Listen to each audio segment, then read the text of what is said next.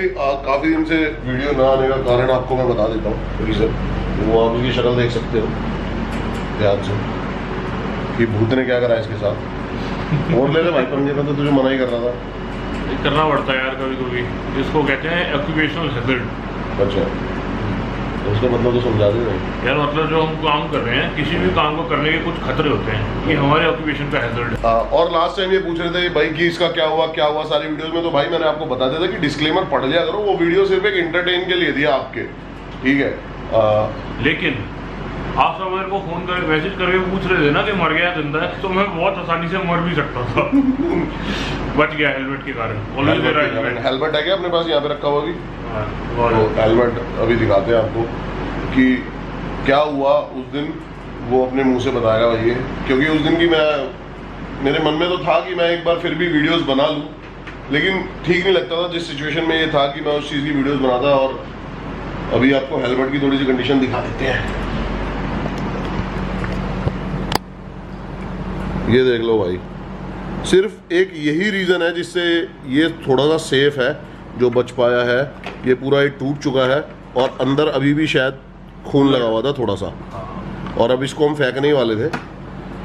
इसी की वजह से बच पाया है ये, क्योंकि एक अच्छी क्वालिटी का हेलमेट ज़रूर आपको लेना चाहिए, इससे ये पता चलता है। यार वैसे भी अगर राइड कर रहे हो तो हेलमेट में थोड़ा इन्वेस्ट कर लो यार। 1 लाख, 1.5 लाख, 2 लाख, 3 लाख, 10 लाख की बाइक ले रहे हो, 4-5 हज़ार का हेलमेट ले लोगे, कुछ नहीं घिसेगा, बेटा बच जाएगा सिर जैसे मेरा बच गया। अब हुआ क्या था उस दिन, मैं आपको थोड़ी सी स्टोरी एलिब्रेट कर देता हूँ भाई। जिसको पहली बात तो ये वीडियो बोरिंग लगे वो अभी यहाँ से जा सकता है, फिर वीडियो को बंद कर सकता है।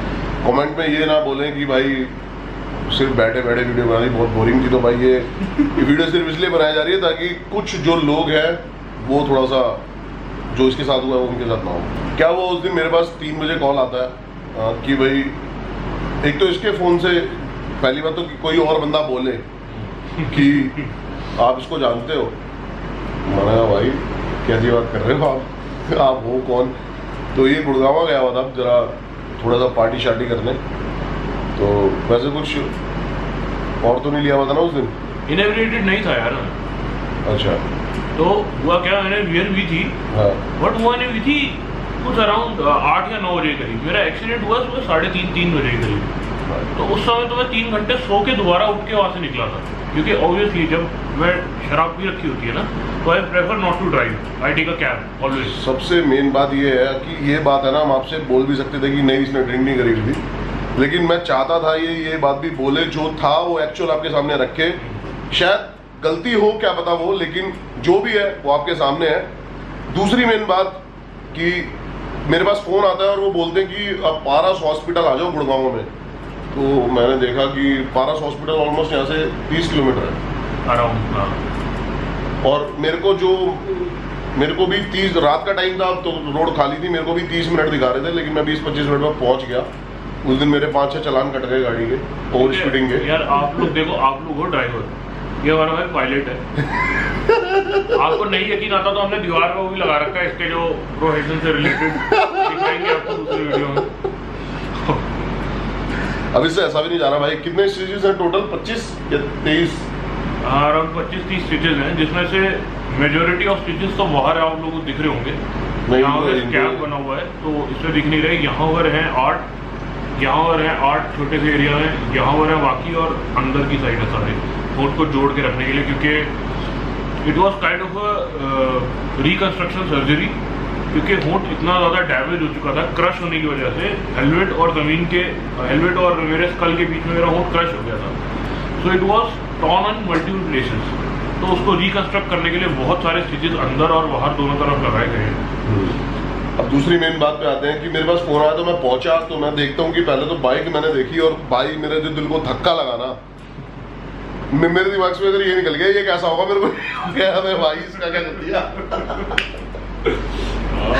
क्योंकि भाई मैंने आपको बताया था वो पहली नजर में प्यार था वो, तो उस बाइक को ऐसे देखना ना भाई, सच में बहुत ज्यादा वो था। पूरी एक साइड से वो बाइक बिल्कुल ये लगा लो कि खत्म हो चुकी है, और मैं बाइक की कंडीशन से समझ गया कि कितनी इसको चोट लगी होगी। तो मैं गया तो ये बिल्कुल इसको होश नहीं था, और डॉक्टर्स ने बोला कि भाई ऐसे से इसको यहाँ पे एडमिट करना पड़ेगा, और इसको जो है मिनिमल 48 घंटे के लिए इसको याद रखना पड़ेगा, अगले दिन इसकी सर्जरी होगी। हाँ। और वो बोल रहे थे कि इसकी प्लास्टिक सर्जरी होगी क्योंकि वैसी शेप दोबारा नहीं आ पाएगी, ये है वो है, काफी ज्यादा उन्होंने डरा दिया हमको। प्लास्टिक सर्जरी या कॉस्मेटिक सर्जरी जो है वो रिकंस्ट्रक्टिव सर्जरी का ही आगे वाला पार्ट है। तो अभी रिकंस्ट्रक्शन किया डॉक्टर ने, ठीक है, जो सर्जन ने स्टिचेस किया उसने दोबारा से होंठ को उसी शेप में सिल के लाया है, नहीं तो ये होंठ ऐसे लटका हुआ था कट के। अब इसके बाद आगे के स्टेप्स हैं जो प्लास्टिक सर्जरी कॉस्मेटिक सर्जरी होती है। हाँ, तो फिर उसके बाद क्या हुआ, उसके बाद मैंने उनको बोला, मैंने कहा कोई नहीं, फिर अब आपको उसको एडमिट ही करना है तो आप अभी इसको सिर्फ पेन किलर दे दो। पेन किलर उससे पहले शायद इसको दे चुके थे वो मेरे को एक इंजेक्शन दे चुके थे वो वोवरोन का। हाँ। और एक और इंजेक्शन दे चुके थे जिसकी वजह से मेरे को काफी ऐसा हुआ, वो पता नहीं किस चीज का था। एक इंजेक्शन टीटी का और एक वोवरोन का तो वो दे चुके थे इसको पहले से इंजेक्शन। मैंने इसको गाड़ी में बिठाया, पहले मैंने सोचा कि मैं इसको वेंकटेश्वर लेके चलता हूँ, लेकिन मेरे दिमाग में आया कि यार पता है क्या, मैंने सोचा कि एक काम करते हैं, हम सरकारी हॉस्पिटल लेके चलते हैं क्योंकि वहाँ पे सारी बेस्ट चीज़ें होती हैं और सब कुछ होता है। मेरे दिमाग में ऐसा था, लेकिन मेरी ये जो थॉट है ये भी क्लियर हो गई कि ऐसा कुछ नहीं है भाई। मैं इसको सफदरजंग लेके गया फटाफट। सफदरजंग में जाते ही भाई वहाँ पे तो जाते ही मेरा दिमाग खराब हो गया। लोगों को वहाँ पर मतलब ऐसा हुआ जैसे भेड़ बकरी होते हैं ना भाई, ऐसे पड़े हुए थे लोग भाई। मेरा भाई, मैंने कहा ये 5 मिनट बैठा, उन्होंने मेरे को बोला कि इसको यहीं बिठा दो और ये फॉर्म भर के वहाँ पे आओ। मैंने देखा इतनी लंबी लाइन लगी हुई है रात के 3:30-4 बजे। मैंने कहा भाई, मैंने वो पर्ची फाड़ी, मैंने कहा बोल तू खड़ा हो, और मैं इसको फटाफट यहाँ पर लेके आया भगत चंद्रा हॉस्पिटल जो पालम के पास है।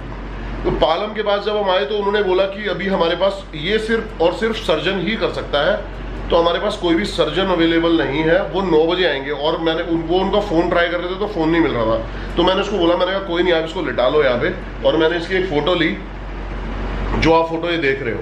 और उसके बाद मैं एक आगे सेक्टर 1 पे हॉस्पिटल है महाराजा अग्रसेन, मैं इस पे गया फटाफट। मैंने कि सर्जन यहाँ पे अवेलेबल है नहीं है, तो वो फोटो लेके तो वहाँ पे मैं गया तो वहाँ पर भी सर्जन अवेलेबल नहीं थे। फिर मैं मणिपाल गया, तो मणिपाल जब मैं गया ना हॉस्पिटल सेक्टर 1 की रेड लाइट के आगे है, तो वहाँ पर काफ़ी सारे नीचे ना इमरजेंसी में डॉक्टर्स खड़े थे। तो उन्होंने मेरे को बोला कि क्या हुआ है, तो मैंने उनको समझाया कि भाई ऐसे ऐसे वो बाइक से गिर गया है, और ऐसे उन्होंने पहले तो हर बंदे के दिमाग में आया कि इसका एक्सीडेंट तो नहीं हुआ, मतलब इसको किसी और वजह से किसी से भिड़ा हो या किसी ने इसको गिराया हो जानबूझ के, पुलिस केस वेस का चक्कर। और 2-3 बार एक्सप्लेन करना पड़ा, जबकि मैं बोल नहीं रहा था, मुझे एक्सप्लेन करना पड़ा कि मेरी गलती थी, I was speeding and when I took a turn I slip. तो ये पूरी मेरी गलती है, किसी दूसरे के साथ मेरा एक्सीडेंट नहीं हुआ। इनफैक्ट रोड पे रात को मैं अकेला था, और क्योंकि मैं अकेला था इसीलिए मैं 50-60 की स्पीड में मोड़ ले रहा था, लंबे वाले टर्न होते हैं वो ले रहा था। तो नीचे वो भी बता दें इनको कि हुआ एक्चुअली क्या था। तो देखो यार, फर्स्ट ऑफ ऑल बाइक के अंदर ABS है, ठीक है, अगर मैं दोनों के दोनों ब्रेक स्क्वीज कर भी देता तब भी मैं स्लिप नहीं होना चाहिए था। लेकिन जब मैं मोड़ ले रहा था तब मुझे समझ में आया कि रोड के ऊपर बजरी है, ग्रेवल, और वो फैला हुआ है पूरी तरह। जैसे ही मैंने आगे वाला और पीछे वाला ब्रेक स्क्वीज करा ना, मेरी पूरी बाइक ऐसे स्लिट हो गई, जिसके कारण एक साइड से बाइक भी बहुत डैमेज हो गई और मैं बाइक से उछल के गिरा। और हेलमेट की हालत से आप देख ही रहे हो। तो जो पेव स्टोन्स होते हैं जिससे रेलिंग बनती है, पेव स्टोन्स, दैट उसका इम्पैक्ट जो था मेरे मुंह पे, दैट क्रश्ड माय लिप। और क्योंकि हेलमेट पहना हुआ था और कहीं पूरे फेस पे इंजरी नहीं है एक्सेप्ट ऑफ दैट, वो भी क्योंकि हेलमेट टकरा गया।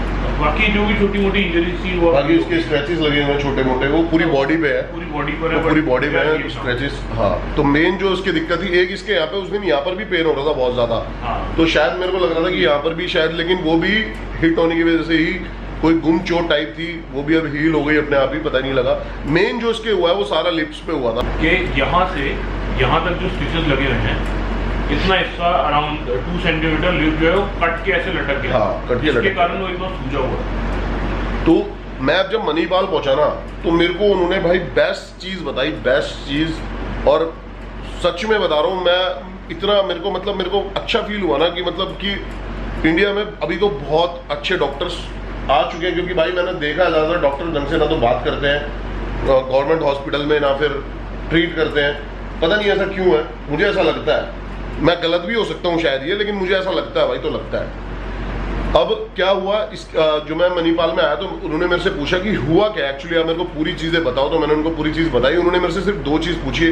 सबसे पहले तो इसकी फ़ोटो, मैंने फ़ोटो दिखाई तो उन्होंने कहा कि आप बिल्कुल भी घबराओ मत, ये बिल्कुल नॉर्मल है। उसका होंठ पूरा कट गया है, बस इतना बताओ ब्लीडिंग रुकी हुई है और या ब्लीडिंग हो रही है। तो मैंने कहा ब्लीडिंग अभी बिल्कुल रुक चुकी है, तो बस मेन जो दिक्कत थी वो ब्लीडिंग की थी।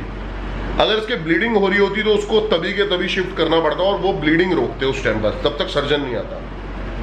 लेकिन ब्लीडिंग इसके नहीं हो रही थी, तो उन्होंने मेरे को बोला कि उसके पेन किलर लग चुका है। मैंने कहा हाँ पेन किलर लग चुका है। उन्होंने बोला देखो कोई वो नहीं है, आप उसको अभी भी इमरजेंसी में लेके आओगे ना तो उसका ट्रीटमेंट 9 बजे से ही चालू होगा या 10 बजे से, क्योंकि अब वो ब्लीडिंग का ही मेन सारा सिस्टम था। उसको बस दर्द नहीं हो रहा। मैंने कहा दर्द भी नहीं हो रहा और ब्लीडिंग भी नहीं हो रही है भी इतनी।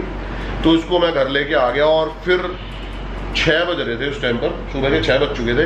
तो ये 2 घंटा आके सो भी गया क्योंकि इसको इंजेक्शन दे दिए गए थे और तो ये सो गया। तो हम 9 बजे दोबारा गए और मणिपाल में ओपीडी में हमने दिखाया। डॉक्टर हरप्रीत है भाई, ये बेस्ट मेरे को डॉक्टर लगे। इन्होंने बैठे और इससे पूरी चीज़ें पूछी। उस टाइम इन्होंने जब भी इसका वो होंठ ये खोल के देख रहे थे तो इसको बहुत ज़्यादा पेन हो रहा था और ये इतना ज़्यादा चिल्ला रहा था ना कि वो ढंग से देख नहीं पाए। तो उन्होंने बोला कि ये ऊपर कट्स लगे हुए हैं, बिल्कुल भी घबराने की बात नहीं है, 5 से 6 मैं स्टिचेस मारूंगा इसके और ये बिल्कुल नॉर्मल होके घर जा सकता है। मैंने कहा ठीक है भाई। अब क्या हुआ, लेकिन जब वो इसको लेके गए तो उसको लोकल एनेस्थीसिया दिया गया, जिससे और पूरा सुन किया तो 4 से 5 लोकल एनेस्थेटिक के इंजेक्शन यहाँ लगे हुए थे। हाँ। इसके कारण पूरा होंठ और अंदर का पैलेट जो है सुन हो गया था। तो मैं बाहर बैठा हुआ था और वो अंदर से दरवाजा लॉक कर लिया। तो वो पहले कह रहे थे कि भाई टाइम लगेगा अराउंड 10 से 15 मिनट, लेकिन 1 से 1.5 घंटा हो गया और ये बाहर नहीं आया। तो जब भी कोई बाहर आए उस कमरे में से मैं बार बार पूछूं कि कितना टाइम और लगेगा, कितना टाइम और लगेगा, तो वो कह रहे भी टाइम लगेगा, अभी टाइम लगेगा। फिर मेरे को लगा कि शायद भाई सीरियस है मामला अब। तो जब वो डॉक्टर बाहर आया तो ये उस टाइम तक बाहर नहीं था। पहले उसने मेरे को बुलाया तो मैं गया, उसके बाद उसने मेरे से सारी चीज़ें पूछी कि ये वो क्या है क्या नहीं है। तो मैंने उसको बता दिया कि भाई ऐसे से सारा हुआ है। तो वो कह रहे चलो कोई दिक्कत नहीं है, बाकी ये है कि जो डैमेज हुआ है ना लिप्स, वो बहुत भयंकर तरीके से डैमेज हुआ है। वो कह रहा हम तो शायद बाहर देख रहे थे। फिर उसने मुझे फोटोज़ भी दिखाई, वो उसके फ़ोन में थी, वो हमने उनसे ली नहीं। तो जो इसके 2 कट थे यहाँ पर जो बड़े थे, वो कहते ये इतने बड़े कट होने के बाद भी नॉर्मल है, ये जल्दी से हील हो जाएंगे। लेकिन इसके जो बिल्कुल अंदर जाके एक पूरा जो कट लगा हुआ था, वो कई जो लेयर्स होती है ना स्किन की, वही वहाँ से चली गई थी, जो नेचुरली वापस नहीं आ सकती है। इनफैक्ट मसल तक अंदर जो जितनी लेयर है स्किन की, सब कटने के बाद अंदर जो मसल होता है लिप का, वो विजिबल था। तो अब फिर उन्होंने इसको बोला कि, और इसकी बुरी हालत हो चुकी थी जब स्टिचेस हुए, उसके बाद इससे जो पेन था वो बर्दाश्त नहीं हो रहा था और मतलब बहुत बुरी हालत थी, बहुत ज़्यादा बुरी हालत थी इसकी। तो फटाफट इसको दोबारा पेन किलर इमरजेंसी में वहीं पे लगवाया। फिर इसको वैसे आज शायद 5 दिन या 6 दिन हो चुके हैं। आज क्या तारीख है? 18 तारीख है। 18 तारीख है। आज 5वां दिन है। फ्राइडे द 13th को मेरा एक्सीडेंट हुआ है। हाँ, सुबह 3 बजे। तो फ्राइडे 13 वैसे मनूज दिन माना जाता है अगर आप कहें तो। हाँ है भाई मनूज दिन ना, Friday the 13th everyone knows. Movies भी बनी है इसकी, फोटो काफी सारी, मेरे लिए ज़्यादा मनूज हो गया। तो जब लोकल एनेस्थीसिया उतरा ना, पहले तो कुछ फील नहीं हो रहा था जब वो स्टिचिंग कर रहे थे, काट रहे थे। जब वो उतरा तो ऐसा लग रहा था कि वो जो एक्सीडेंट का इम्पैक्ट था ना, वो लगातार होता जा रहा है बार बार, और हर समय उतना ही दर्द होता था। क्या तो बाकी यही है, अभी कंप्लीट तो हमें काफ़ी दिन बाद पता चलेगा कि जो इसका हीलिंग प्रोसेस है वो कितना ज़्यादा अच्छे से काम कर रहा है, क्योंकि डॉक्टर्स तो अभी भी ये बोल रहे हैं कि जो नेचुरल शेप है इसके लिप्स की, उसके लिए आपको प्लास्टिक सर्जरी पे ही जाना पड़ेगा। बाकी देखते हैं। तो यही था इस वीडियो में। अगली वीडियो भी जल्दी बनाऊंगा, थोड़ा सा इन चीज़ों से फ्री हो जाए। फिर love you, take care, bye bye.